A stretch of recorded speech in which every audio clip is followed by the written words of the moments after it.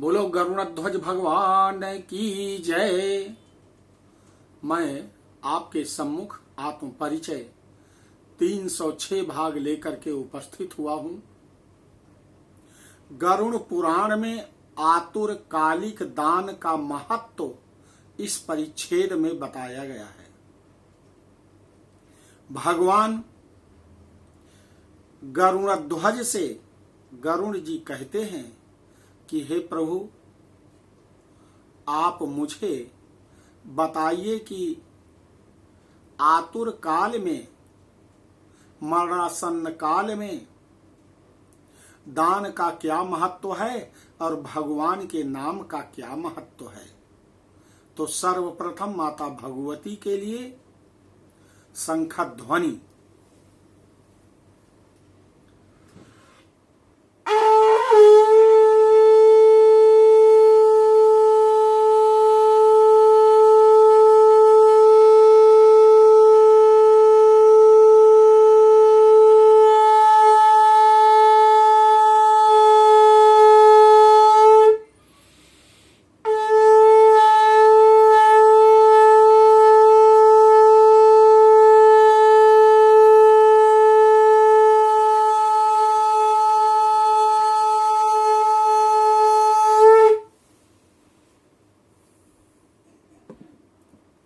भगवान नारायण कहते हैं कि हे गरुड़ जी सुनो।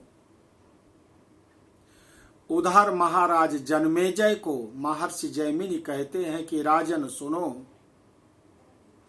चातुर्मास में सावन में भगवान शिव जी पृथ्वी पर निवास करते हैं और संपूर्ण विघ्न बाधाओं को दूर कर देते हैं। और भादों के महीने में गणेश जी पृथ्वी पर विराजमान रहते हैं, जिससे संपूर्ण विघ्न बाधाएं ना आए। एक महीने भादों का जो महीना है, भगवान गणेश जी पृथ्वी पर वास कर रहे हैं।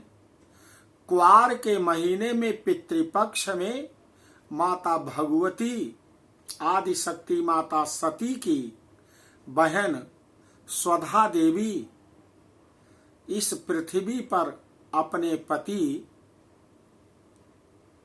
जो प्राणियों के मृत्यु के बाद सबसे पहले जब यह जीव पितर लोक में जाता है तो वहां के स्वामी अरेमादेव हैं। तो स्वधा के पति अरेमादेव 15 दिन पृथ्वी पर आकर पितरों को संतुष्टि प्रदान करते हैं, जिनके घर में श्राद्ध कर्म आदि होता है। इसके बाद आदि शक्ति माता भगवती नवरात्र में 15 दिन उनके लिए निश्चित भगवान भोलेनाथ ने किया है। इसके बाद कार्तिक के महीने में भगवान शिव जी के बड़े पुत्र कार्तिकेय इस पृथ्वी पर विराजमान रहते हैं, संपूर्ण विघ्न बाधाओं को आने से रोकते हैं। और भगवान नारायण देवोत्थानी एकादशी के दिन इस पृथ्वी के संचालन पालन का कार्य अपने हाथ में ले लेते हैं। तो भगवान नारायण के पहले दीपावली के दिन संपूर्ण पृथ्वी पर सब कुछ स्वच्छ हो जाता है, विघ्न बाधाएं दूर हो जाती हैं, साफ सफाई हो जाती है, जो कार्तिकेय भगवान करवाते हैं। और माता लक्ष्मी निरीक्षण करने के लिए इस पृथ्वी पर अमावस्या की रात्रि में आती हैं। इसलिए पृथ्वी के सभी निवासी माता लक्ष्मी के स्वागत के लिए उनकी पूजा करते हैं, दीपोत्सव मनाते हैं, संपूर्ण संसार में अंधेरे को मिटाते हैं और माता लक्ष्मी धन धान्य से परिपूरित कर देती है। कार्तिक के महीने में 15 दिन कृष्ण पक्ष और 10 दिन शुक्ल पक्ष, 25 दिन कार्तिकेय देव इस पृथ्वी पर विराजमान रहते हैं और एकादशी के दिन भगवान नारायण पुनः अपना कार्यभार अपने हाथ में ले लेते हैं और पालन पोषण करते हैं। हे गरुण जी, इस समय मैं विश्राम अवस्था में हूं, जो कुछ आपको पूछना है पूछ लो। गरुण जी कहते हैं कि प्रभु बताइए। गरुणोवाच आमुष्मिकीं क्रियां सर्वां वद सुकृतिनाम मम कर्तव्या सा यथा पुत्रैस्तथा च कथय प्रभो। हे प्रभु, पुण्य आत्माओं की सारी पारलौकिक क्रियाओं के संबंध में मुझे बताइए। पुत्रों को जिस प्रकार वह क्रिया करनी चाहिए उसे उसी प्रकार बताने की कृपा करिए। श्री भगवान उवाच साधु पुष्टम साधु पृष्टम त्वया तार्क्षे मानुषाणाम हिताय वै धार्मिकारहं चायत कृत्यम तत्सर्वं कथयामि ते सुकृति वार्धके दृष्ट्वा शरीरं व्याधि संयुतं प्रतिकूलान् ग्रहांश्चयु प्राणघोषस्य चाश्रुतिं तदा सो मरणं ज्ञात्वा निर्भया स्यादत इंद्रिता अज्ञाताज्ञात पापानां प्रयाश्चित्तं समाचरेत।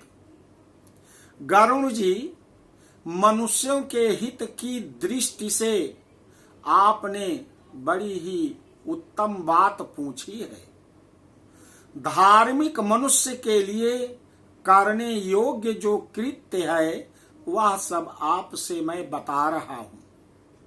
पुण्य आत्मा व्यक्ति वृद्धावस्था के प्राप्त होने पर अपने शरीर को व्याधिग्रस्त तथा ग्रहों की प्रतिकूलता को देखकर और प्राणवायु के नाद न सुनाई पड़ने पर अपने मरण का समय जानना चाहिए और उस समय भयभीत नहीं होना चाहिए।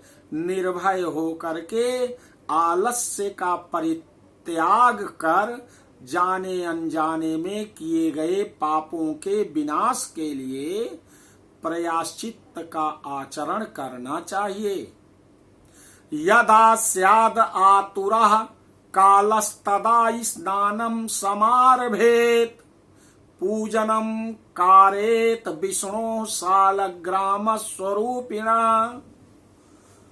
अर्चयेद गंध पुष्पैश्चा कुमकुमैश्च तुलसी दलैः धूपैर्दीपैश्चा नैवेद्यैर्बहुभिर्मोदकादिभिः दत्त्वा च दक्षिणां विप्रान् नैवेद्याद्देव भोजयेत् अष्टाक्षरं जपेन मंत्रं 12 अक्षरमेव च। जब मरण काल उपस्थित हो जाए तो स्नान करके शालिग्राम स्वरूप भगवान विष्णु की पूजा करे। गंध पुष्प कुमकुम तुलसी दल धूप दीप तथा बहुत से मोदक आदि नैवेद्यों को समर्पित करके भगवान की अर्चना करनी चाहिए और विप्रों को दक्षिणा देकर नैवेद्य का ही भोजन करना चाहिए तथा अष्टाक्षर मंत्र ओम नमो नारायणाय ये अष्टाक्षर मंत्र है अथवा 12 मंत्र ओम नमो भगवते वासुदेवाय इस मंत्र का जाप करना चाहिए। संसमरेत शृणुयाच्चयु विष्णोर्नाम शिवस्य च हरेर्नाम हरेत पापम नृणाम श्रवण गोचराम रोगिणो अंति कामा साध्य शोचनीयम न बांधवई स्मरणीयम पवित्रम में नाम ध्येयम मुहुर्मुहुः। भगवान विष्णु और शिव जी के नाम का स्मरण करना चाहिए अथवा सुनना चाहिए। भगवान का नाम कानों में सुनाई पड़ने पर वह मनुष्य के पापों को नष्ट कर देता है। रोगी के समीप आकर बांधवों को शोक नहीं करना चाहिए, प्रत्युत मेरे नाम का स्मरण करना चाहिए। मेरे नाम का पवित्र पूर्वक ध्यान से स्मरण करना चाहिए, बार बार स्मरण करना चाहिए सबको। मत्स्य कूर्मो वाराहश्च नारसिंहश्च वामनः रामो रामश्च कृष्णश्च रामो रामश्च कृष्णश्च बुद्धः कालिकी तथैव च।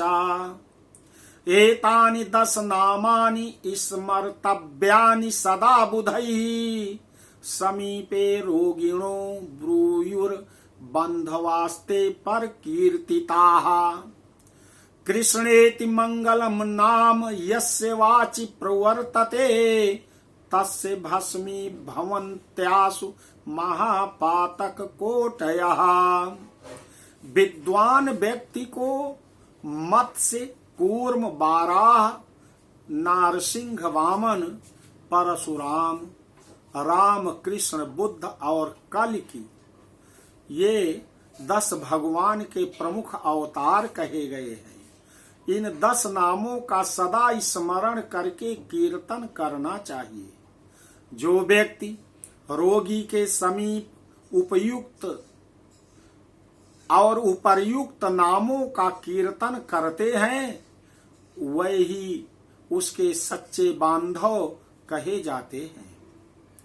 कृष्ण यह मंगलमय नाम जिसकी वाणी से उच्चरित होता है उसके करोड़ों महापातक तत्काल भस्म हो जाते हैं। तो गरुण जी 8वां अध्याय गरुण पुराण के श्लोक संख्या 1 से लेकर के श्लोक संख्या 12 तक आपने सुना। शेष भाग आगे के परिच्छेद में मैं आपको सुनाऊंगा। बोलो जगत जननी माता भगवती की जय।